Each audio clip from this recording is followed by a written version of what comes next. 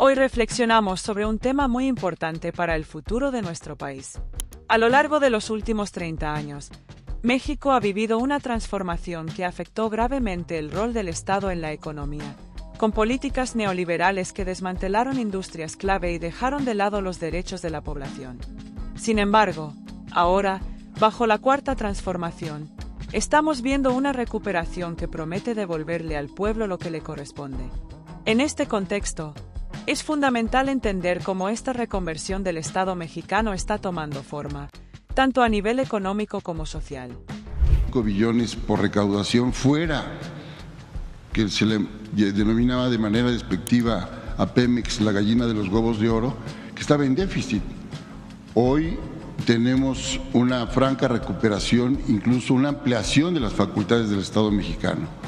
Yo quisiera preguntarle cómo le explicaría en forma sencilla a la gente llana, por decirlo así, en un término de acercamiento, esta reconversión y esta recuperación de las facultades del Estado, que son distintas, incluso se han ampliado, ¿no? Incluso creo que debería haber una política de difusión para explicar que hoy es distinto lo que se está viviendo y lo que se está proponiendo. Por ahí algunos periódicos de corte económico señalan, bueno, es que Pemex redujo su producción en el mes de noviembre. Sí, pero todavía no está a Dos Bocas, el AIFA ya es autosuficiente, están en proyecto el inicio de los 3,000 kilómetros para todo el sexenio y estamos viendo también el incremento de los planes del bienestar. Creo que estamos en una fase superior de la reconstrucción del Estado mexicano. Sería mi primer comentario. Durante 36 años, lo que se llamó el periodo neoliberal, yo diría que lo caracterizó 3 lineamientos. El primero, la idea de que el mercado iba a resolver todos los problemas y que el Estado lo único que tenía que hacer era regular al mercado. Ni regularon al mercado, porque ahí están todos los monopolios privados que existen a la fecha.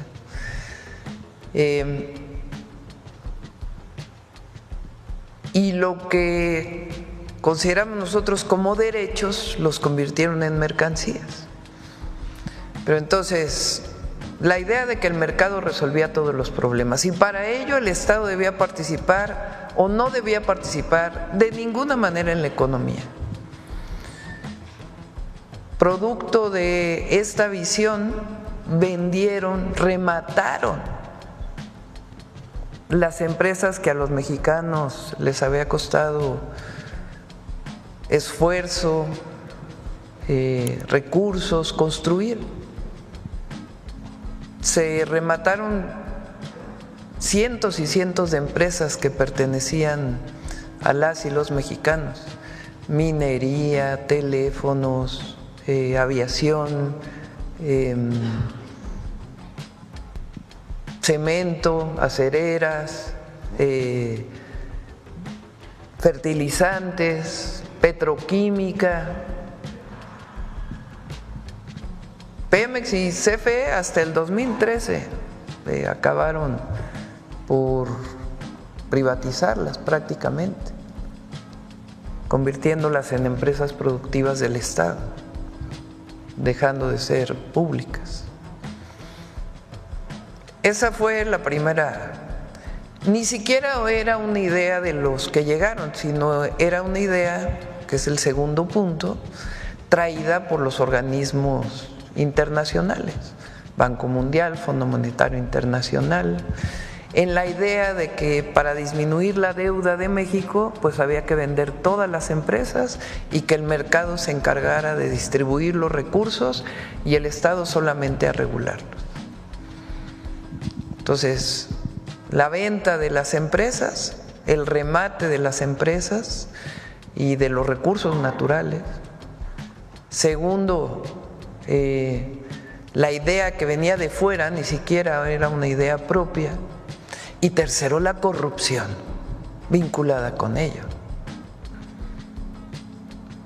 Porque cuando se hizo después de la crisis del 94, que se echaron la culpa entre Salinas y Zedillo de quién era el responsable, pero en realidad no rescataron a los deudores, sino rescataron a la banca.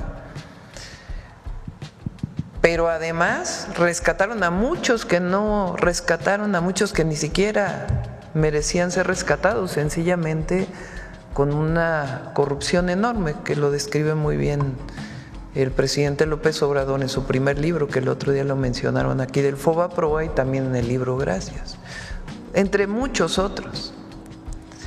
Entonces, durante todo ese periodo, ¿qué ocurrió?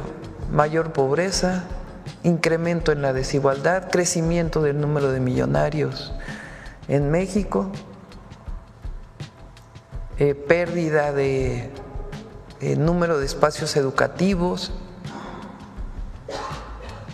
la caída, el destrozo del sistema de salud,